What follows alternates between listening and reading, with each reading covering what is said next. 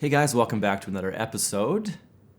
I was actually just going through my Instagram here. I did one of those things this morning where you put on your Insta story, like ask me a question. But ironically, there's one question here that is the exact topic of today's video. And she says, how do you handle INFJ's perfectionist tendencies? So is perfectionism specific to this one personality type, INFJ? No, obviously. I think any type can struggle with this. I do think, though, there's some special things going on with us INFJs, and I think a lot of us are almost experiencing perfectionism paralysis, if you wanted to call it. And I think there's a lot of people kind of stuck. So today I'm going to talk all about perfectionism. What is it? How to overcome it? Okay, so what is perfectionism? The definition that I like best is the need to be or appear perfect. And it's a need because if you end up not being perfect, it kind of destroys you in a way. So there's this Gary Vee quote. If you know who Gary Vee is, he's a podcaster, makes videos all about marketing and stuff like that. He says, perfectionism is the disguise of insecurity. I really like that quote because a lot of people wear perfectionism almost as like a badge of honor. They're like, look at me, I'm so perfectionist, I just have to do a good job. The thing about it is there's a huge difference between doing your best work and being a perfectionist. So a perfectionist is this obsession with being or appearing perfect. It's this all or nothing attitude. I must be perfect, otherwise I'm not even going to do it. And some people will almost be proud of that attitude. That's unhealthy. That is very different from an attitude that says, I am here to do my best work. I'm going to do the best job I can right now, given all the resources, all the skills, all the tools I have.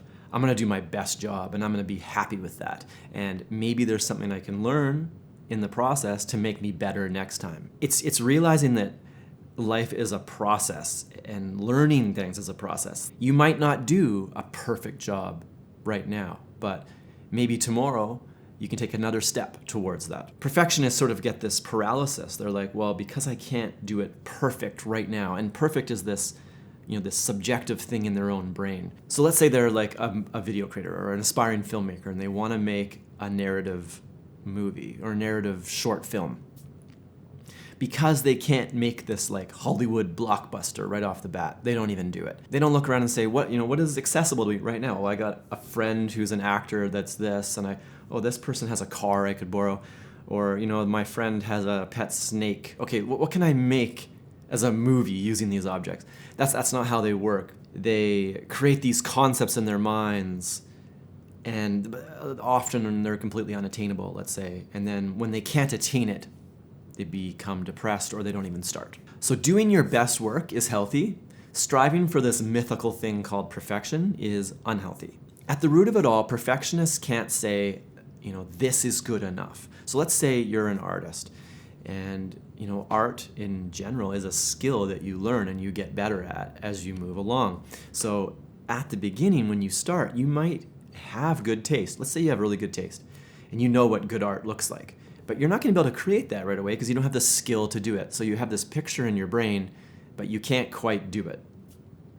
A perfectionist would immediately give up or not show anybody the work because it's that insecurity kind of nagging at them, right? Somebody who is healthy in this area will understand that they're a work in progress and they're going to learn a little something, and then next time they're going to learn a little something, and then over time they're going to slowly approach that ideal. But will they ever get there? Will they ever get that perfect thing? Is something ever 100% perfect? So how does this all relate back to INFJs? Obviously, I think a lot of personalities can struggle with perfectionism, but there's something about INFJs that makes us especially susceptible to this. And I suspect it has something to do with the introverted intuition dominant function. What is introverted intuition? Introverted intuition at its core is this function that is sifting information down into these abstract concepts that we can kind of grasp. It's all of this information and we sort of coming to conclusions. It's also very good at sort of making these goals. And what is that? That's another abstract concept that kind of sits over there in the future and we can kind of point our ship towards it and sail in that direction. Other people have called it almost like a sniper rifle. There's our goal down there. There's our concept. There's our idea. And we're focusing on that. So one of the downsides of this is that oftentimes it's a very narrow focus. It's like, this is what I'm doing. I'm not doing all this other stuff. And I think sometimes as INFJs, we get overly obsessed with these concepts and ideas that we've created. And it almost becomes a very rigid way of thinking. After the concept's created, I think we have a tendency to maybe not be malleable to allow these concepts to change. So let's just say you're an artist, or let's say you're starting a business and you have this thing that you want to make, this goal. Let's say it's just a little too ambitious.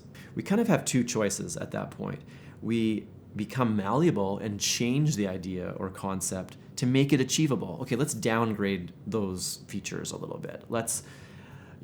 These are the tools we have. How can we use these tools to make something close to this concept? So as an INFJ, that would be a really healthy way to look at that. I think an unhealthy INFJ will almost like solidify their concept or idea as it's like now it's solidified in rock and it's not changing. At that point, it almost summons the overwhelm as you start to realize that this idea that you want to make, maybe it's a little too ambitious. It's like, I'm either going to create this thing that's perfect and I must be perfect and I must appear perfect and I want everybody to know I'm perfect, or I'm not going to do it at all. And they might not even consciously say that. They might not say, I'm not going to do it. It just might be that, I'll do it later. I'm going to do that eventually. So, as I was thinking about this, I have this house now, so I bought this house. And there's all these things, right, in the house that I would like to do. I look outside and I go, I'd really like to change this landscaping. I would like to redo this bathroom. I need to paint. And just that, right, it's this exact same issue. I've been living in this house for 4 or 5 months and I've barely done anything to it. So when I look at the house, I can go, oh, this is what I want for the landscaping. And it's like, it's like 100 hours worth of work. It's this grand vision, right, of what this landscaping should be. And I go, well, I don't really have time for that right now, so I don't do a thing.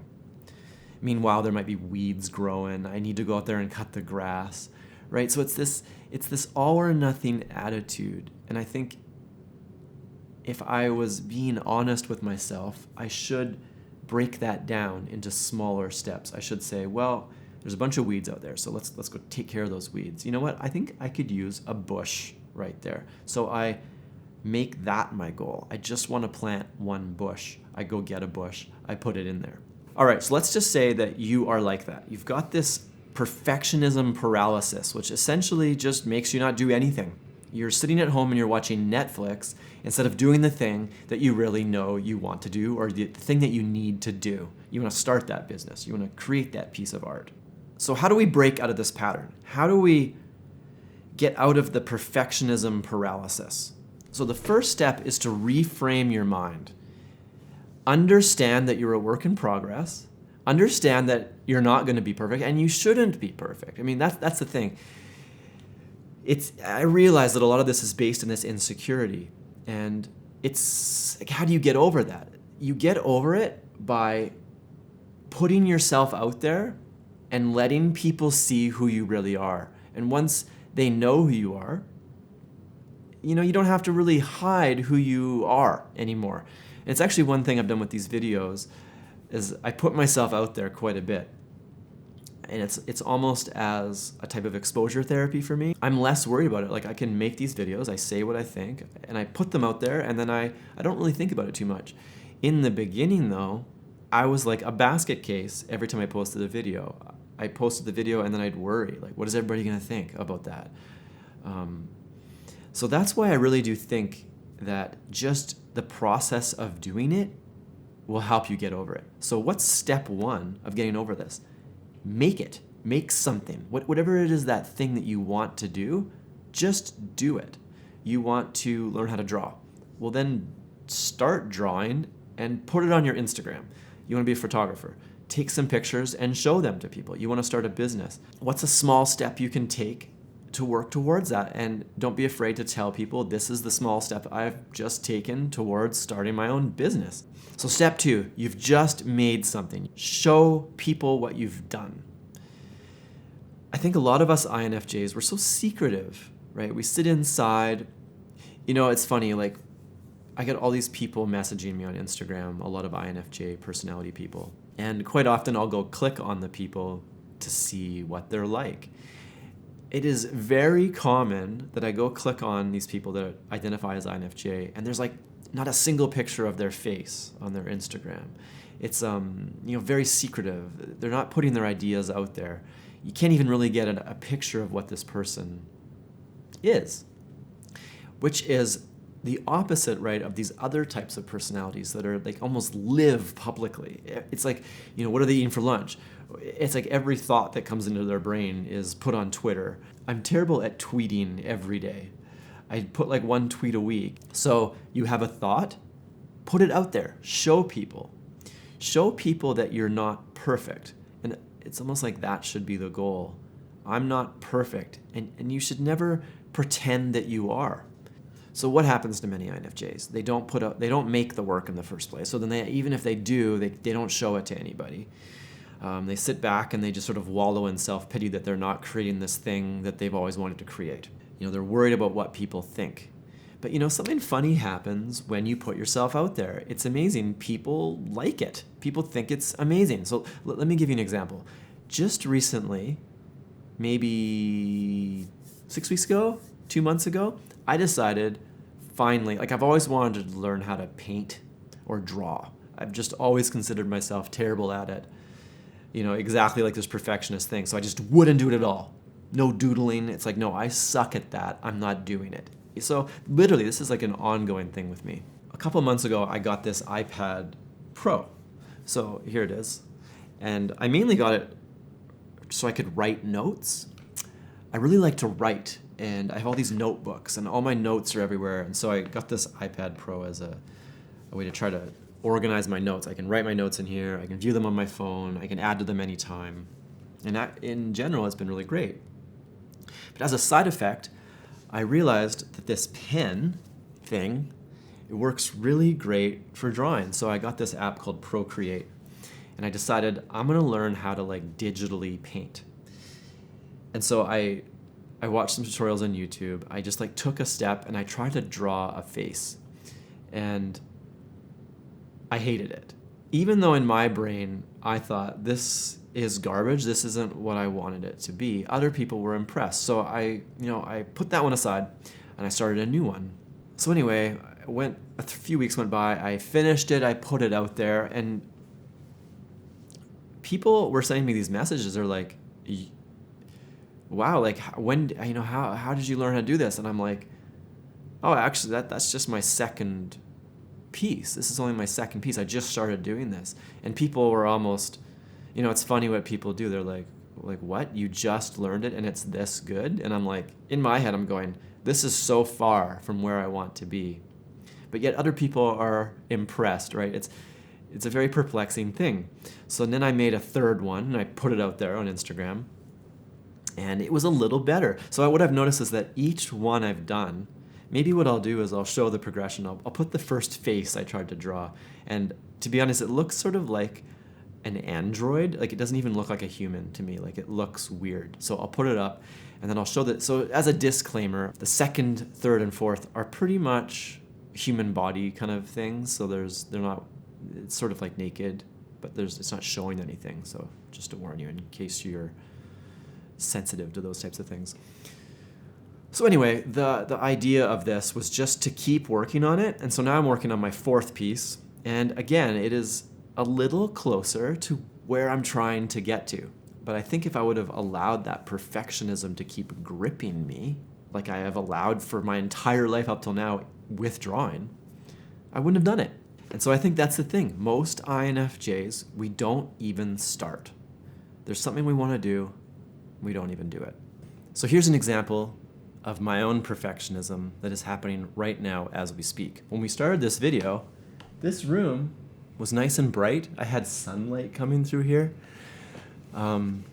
now it is super dark. So this giant storm just arrived and killed all the sun. And I had sort of planned the lighting of this room around the fact that I had sunlight. My brain right now is telling me, this is crap, this is garbage. You can't start a video with a nice bright room and then at some point it just transitions into dark. That's confusing. You should redo it. So that's what my brain says. That's what my brain wants me to do right now. And that would be perfectionist, because it's obsessing over something that doesn't really matter. I think do you care right now that I look like I'm talking in a dark room, and at the beginning I started in a light room? Does that matter about what I'm trying to do here? I'm trying to relay information, but yet my mind is obsessing about details that don't matter, really. So as a summary, how do we get over all this perfectionism? Let's say you have a business idea, an art idea. You've got a project that you want to tackle. Don't get tripped up on all or nothing. What do I have right now at my disposal? What can I do that moves me just one step closer towards that goal? Anyway, guys, I hope that helped. I hope that this helped frame the issue for you a little bit. At the very least, I hope people will stop kind of wearing their perfectionism as a badge of honor and realize that it's actually holding you back. Do the work and then show the work. As an aside, if you want to follow me on Instagram, I'll put my Instagram below. I'm trying to post more on there. There was a period of time where I hardly posted at all. I'm trying to post more. I actually do it through stories a lot. I'll post ideas or whatever. So come follow me on there. And then on the next time I do the Ask a Question, you can send me a question on there. Okay. Have a good day. Bye.